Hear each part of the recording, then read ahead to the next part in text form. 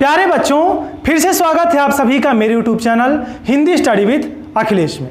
आशा करता हूं कि आप सभी स्वस्थ होंगे। आज की चर्चा का विषय है शांत रस। इसका स्थायी भाव होता है निर्वेद अर्थात वैराग्य। इसकी पहचान क्या होगी? संसार की अनिश्चितता एवं दुख की अधिकता को देखकर हृदय में विरक्ति उत्पन्न होती है। इस प्रकार के वर्णनों में शांत रस होता है, या आप ये भी कह सकते हैं कि जिस रचना में हमें कवि की विरक्ति की भावना दिखाई दे वहां पर शांत रस होता है। ठीक है बच्चों, आइए इसका उदाहरण देख लेते हैं।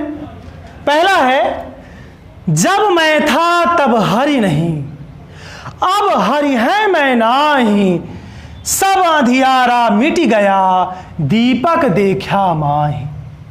ये कबीरदास जी की रचना है। कबीरदास जी कहते हैं कि जब तक मेरे हृदय में मैं अर्थात अहंकार का भाव था तब तक मुझे ईश्वर की प्राप्ति नहीं हुई। अब हरि है मैं नाही, अब मुझे ईश्वर की प्राप्ति हो चुकी है, जिस कारण अहंकार का भाव समाप्त हो चुका है। आप ये भी कह सकते हैं कि जब तक मेरे अंदर अज्ञान का भाव था तब तक मुझे ईश्वर की प्राप्ति नहीं हुई, और जब मुझे ईश्वर की प्राप्ति हो गई तो अज्ञान मेरे अंतर मन से स्वतः ही समाप्त हो गया। सब अंधियारा मिट गया, दीपक देखा माय। यह ठीक उसी प्रकार है जैसे दीपक के प्रकाश के आते ही सारा अंधेरा स्वतः ही समाप्त हो जाता है, वैसे ही मेरे मन में ज्ञान रूपी प्रकाश के आते ही जो अंधकार रूपी अंधेरा था वो स्वतः ही मिट चुका है। वैसे ही मेरे मन से ज्ञान रूपी प्रकाश के आते ही अज्ञान रूपी अंधकार स्वतः ही मिट चुका है। ठीक है बच्चों, यहां आप देख सकते हैं कि कबीरदास जी अपनी विरक्ति या वैराग्य की भावना को प्रस्तुत कर रहे हैं। एक और उन्हीं का दोहा देख लेते हैं। कबीरदास जी लिखते हैं कि चलती चाकी देख कर दिया कबीरा रोए, दुई पाटन के बीच में साबुत बचा न कोई। चलती हुई चक्री को देखकर कबीरदास जी के आंखों में आंसू आ गए, क्योंकि वह चक्री संसार की क्षणभंगुरता को दर्शाती है। एक ना एक दिन यह संसार नष्ट हो जाएगा, हमें भी मरना पड़ेगा। तो चलती हुई चक्री को देखकर कबीरदास जी की आंखों में आंसू आ जाते हैं, क्योंकि वह चक्री संसार की क्षणभंगुरता को दर्शाती है।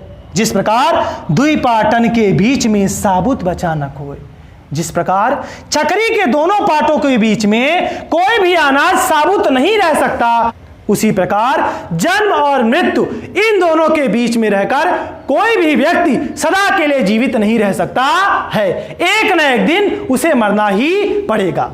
बच्चों, गीता के दूसरे अध्याय के 27वें श्लोक में कहा गया है कि जन्मे हुए की मृत्यु निश्चित है और मरे हुए का जन्म भी निश्चित है, इसलिए इस विषय पर हमें शोक नहीं करना चाहिए। आइए अब हम एक और उदाहरण देख लेते हैं जिससे हमें शांत रस के विषय में समझने में आसानी हो सके। यह उदाहरण मीराबाई जी की रचना है।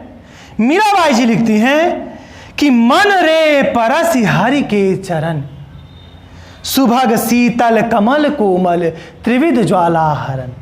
रे मन, तू प्रभु के कमल के समान कोमल सुंदर और शीतल चरणों का स्पर्श कर या उनका ध्यान कर। रे मन, तू प्रभु के कमल के समान कोमल सुंदर और शीतल चरणों का स्पर्श कर या ध्यान कर, जो तीनों प्रकार के तापों का हरण करने वाले हैं, अर्थात जो दैहिक दैविक भौतिक तापों का हरण करने वाले हैं। यहां आप देख सकते हैं कि किस प्रकार मीराबाई जी अपनी वैराग्य की भावना को प्रस्तुत कर रही हैं, जिससे स्पष्ट होता है कि इस रचना में कौन सा रस होगा? शांत रस। बच्चों, इन उदाहरणों के द्वारा आपको शांत रस के विषय में संपूर्ण जानकारी देने का प्रयास किया गया। आशा करता हूं कि आप सभी को मेरा आज का वीडियो पसंद आया होगा। अगर आपको वीडियो पसंद है तो मेरे वीडियो को लाइक करिए, मेरे चैनल को सब्सक्राइब करिए। मिलते हैं हम अगले वीडियो में, तब तक के लिए आप सभी को राम राम।